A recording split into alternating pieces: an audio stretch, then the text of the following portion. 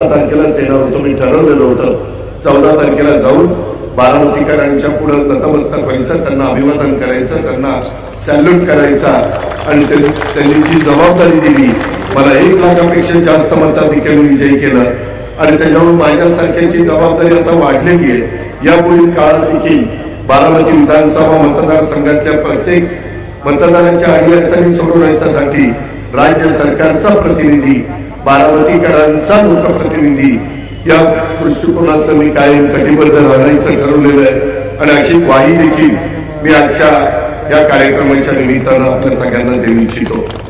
सगळ्यांचं लक्ष लागलेलं होतं। मला अधिकतर म्हणायचे लोकसभेला 48,000 मतांनी माझा लोकसभेचा उमेदवार मागे राहिलेला होता।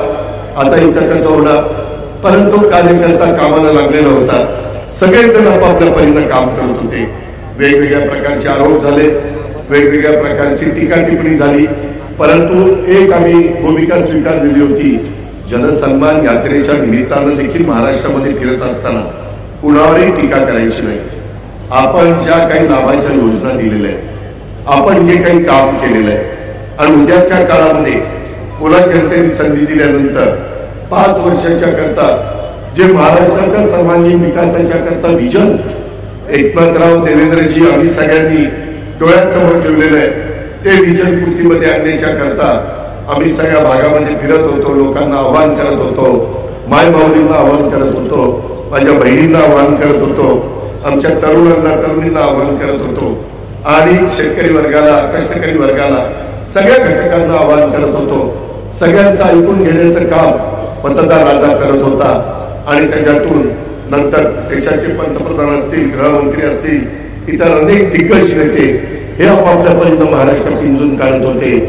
विरोधकांमधले देखील नेतेगण महाराष्ट्र पिंजून काढत होते, पण शिवशाहू फुले आंबेडकरांच्या महाराष्ट्रातल्या जनतेने कधी न भूतो न भविष्यती महाराष्ट्राची निर्मिती 1 मे 1960 ला संयुक्त महाराष्ट्राचा मंगल कलश स्वर्गीय यशवंतराव चव्हाण साहेबांनी आणला।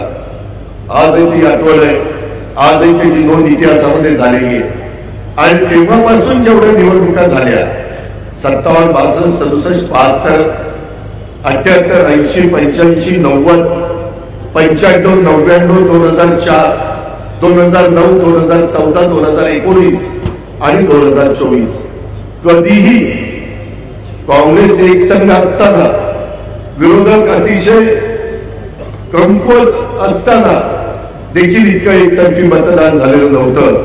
ते मतदान या माझ्या विदर्भ, मराठवाडा, उत्तर महाराष्ट्र, कोकण, पश्चिम महाराष्ट्र या सगळ्या भागातल्या चांद्यापासून बांद्यापर्यंत जनतेने केलं आणि तो कौल बघितल्यानंतर अक्षरशः आम्ही तर म्हणजे विचार करायला लागलो की बाबा आता एवढी मोठी जबाबदारी आपल्या खांद्यावर मतदारांनी टाकलेली आहे, बारामतीकरांनी टाकलेली आहे। जिरायत भाग असेल, बागायती भाग असेल, माझं शहर असेल, माझा सगळा परिसर असेल, या परिसरामध्ये आजपर्यंत अनेक निवडणुकीमध्ये तुम्ही मताधिक्य दिलं, परंतु यावेळेस 8व्यांदा निवडणूक होती आणि लोकसभेच्या निकालानंतर निवडणूक आलेली होती आणि तुम्ही ज्यावेळेस सकाळी काउंटिंग सुरू झालं त्यावेळेस